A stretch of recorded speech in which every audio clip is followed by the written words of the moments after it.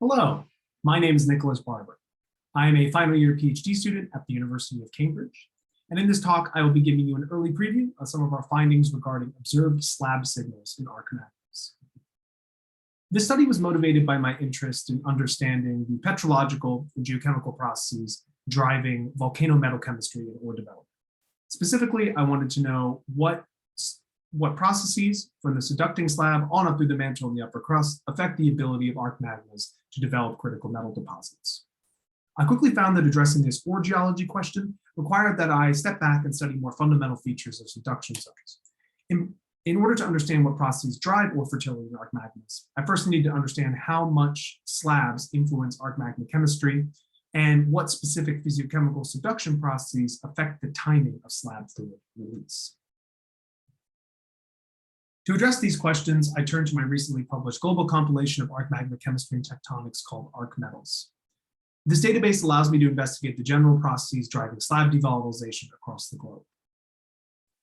This approach also isn't constrained to any one location in the fore, central, or back arc, differentiating our approach from similar compilations. With this database in hand, we then needed to decide on a metric that would relate arc magma chemistry to subduction processes. And I say a metric because with 8 minutes, I want to keep this brief. There are lots of other metrics and other tools we use to study these problems. So I'm really only going to highlight one main metric here today. The elements we decided to consider, being a geochemist, is a ratio of a fluid mobile element to a conservative tracer. We went with barium, which is a known FME. It is generally incompatible and only becomes incorporated into fractionating igneous mineral assemblages at very high silica contents. So we exclude those contents from these analyses. However, unlike many other FMEs, barium is robust and persists to depths up to 300 kilometers in the subducting slab in phases like white mica. This makes it ideal for studying both the initial and later slab fluid fluxes as reflected in arc magmas. To contrast barium's FME behavior, we selected niobium as a stand-in for a conservative, incompatible element.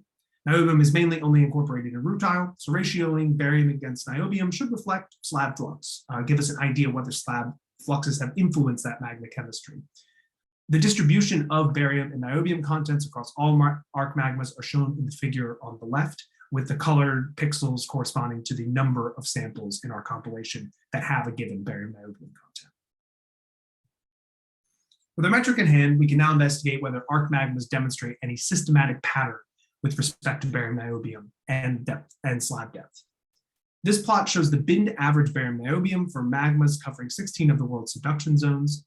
Barium-niobium is binned in average for slices of depth to slab of approximately 3 kilometers. The 2 sigma standard deviation of each average is shown by the background gray area. And then the binned averages are subjected to a moving average, the black line. In addition, each binned average is colored for magnesium number to give you a sense of whether fractionation impacts barium-niobium content at all. What caught our eye here was the presence of 3 distinct barium-niobium peaks picked out by these red arrows at depth to slab of approximately 60, 120, and 270 kilometers, respectively. While the second peak overlaps with average subarc volcano depths, the presence of other elevated slab flux parameters indicates that slab devolatilization manifests differently across different arcs. It is still detectable at a global scale. And this is something we explored in much more detail, looking at individual arcs. Again, I don't have time to go over that today, but I'm happy to discuss that in the Q&A or via email.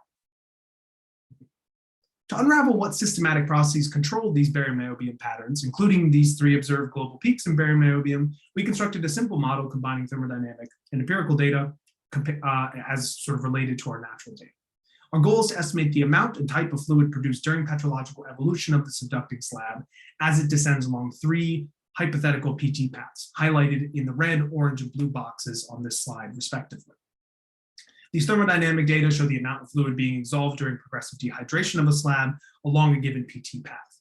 And I point you to the relevant papers, particularly Hernandez, Uribe, and Palin, for an explanation of their really interesting model. And I'll also highlight that, I'll get to that in the next slide.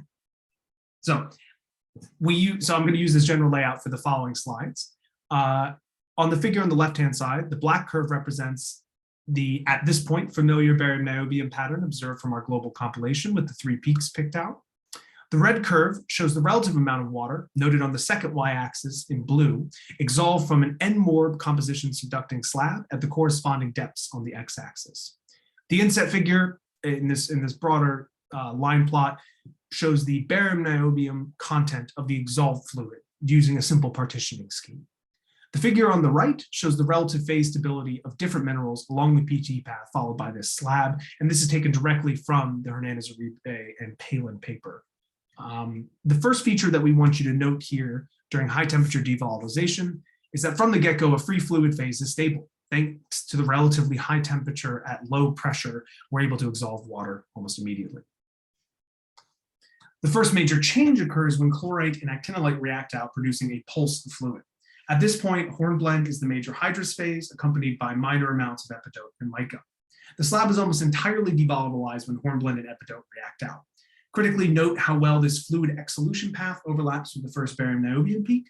After this, the only remaining fluid in barium will persist in a small fraction of phengite or other similar white mica that persists to great depths. Under moderate PT conditions, the story is a bit different, but has some similarities. Like the high temp case, fluid exists from the beginning of the slab's evolution. However, the first pulse of fluid production occurs not because of chlorite out reactions, but instead because of gradual chlorite destabilization. Slab devolatilization is nearly completely accomplished by subarc depths, similar to the high temperature path. However, the position of this moderate temperature curve is shifted to slightly deeper depths relative to the high temperature case.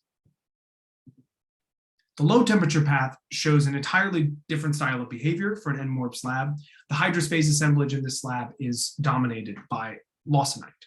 What sets this LT model apart is the delay in devolatilization until we reach depths corresponding to average subarc depths. Importantly, this initial pulse of fluid release overlaps with the second barium niobium peak. By the time we reach the end of this model, both lawsonite and phengite are accessory minerals, and the slab still retains roughly 10% of its starting water. These cartoons summarize the observed dehydration signals we have shown overlap with the global barium niobium peaks. The key metamorphic reactions leading to fluid release are also marked on each slab by black arrows. The predicted depths of fluid release under each PT scenario closely correlate with observed barium niobium signals. We show that specific physiochemical processes, particularly the destabilization of several characteristic minerals, are responsible for the vast majority of fluid release, leading to the kinds of fluid-enriched arc magmas we see at particular depths to slab. Our approach here highlights the value of leveraging large global igneous datasets to investigate fundamental tectonic and ore geology questions. I've run out of time, so this is sort of where this project is going and the types of questions I'm interested in applying these results to. I thank you for your time and have a great day.